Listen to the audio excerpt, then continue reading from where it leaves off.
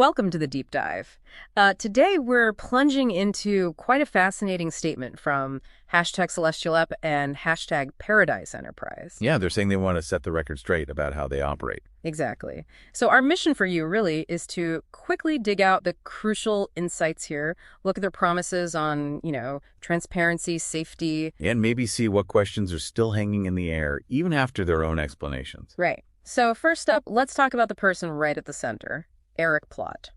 The statement identifies him as their CFO, editor, and head representative. It clarifies his background, too. President of Ridgewood Consultants, LLC. That's a financial and operational consulting firm, right? Yeah. And previous executive roles mentioned, too. They're trying to present a very specific picture. They are. But what's striking, I think, is the need for all that clarification. Well, yeah. Because the source points to public records for an Eric Jeffrey von Leonardo Plott. Yeah. And that name is linked to plot palm trees, also the development of #BlackSun. And this is key. It shows he spent about a year in, well, a correctional or administrative facility. Right. So that immediately makes you wonder, how does that public information line up with their claim of an unblemished reputation for the leadership? Exactly. It's a significant point of tension right from the start. Yeah. It doesn't quite match the unblemished narrative they're pushing. No, it really doesn't. So, okay, keeping that context in mind, let's shift to the app itself. #CelestrailApp. Described as groundbreaking. Yeah, designed by Plott himself, apparently. Yeah. And it promises things like fair payouts, financial literacy, claims a reach of 1.6 million daily users. That's what they self-report anyway. But does the reality, match up? Well, that's the question. And here's maybe the most critical bit from the sources on that. The app's financial model. It likely uses a proprietary token, something like #BlackSun coins. Okay, a token, like many platforms. But here's the thing. A check of major crypto exchanges found no public listing. None. So if you can't independently check the market value or trade them easily, what does fair payouts even mean? Or financial literacy? That's a huge point. It becomes a closed loop, almost. Exactly. And the source itself notes this creates a big perception risk. It looks a bit like, some common crypto scams, unfortunately. Transparency is key here. Right, like needing white papers, verifiable team backgrounds, things you'd expect. Absolutely. Okay, so that's the financial side.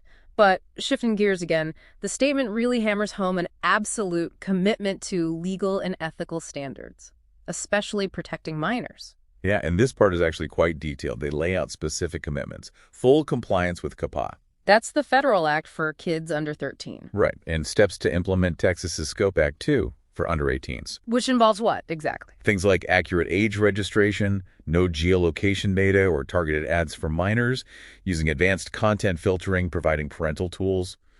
It's quite a list. Sounds comprehensive. It does. And they also mentioned adhering to those new state laws about setting aside earnings for child creators in trust accounts. Plus, for crypto payouts specifically. How do they handle that for minors? It's all routed through parent or guardian-managed accounts, ensures KYC/AML checks, avoids direct payouts to kids. It seems very thought out, very proactive on the regulatory side. Okay. So, strong on the minor protection rules, it seems. But what about the business itself, the structure? Well, that's another interesting point. The statement addresses some misconceptions there. Okay. The source is checked. And while Plott's consulting firm, Ridgewood and Plot Palm Trees are registered businesses. Let me guess. Yeah.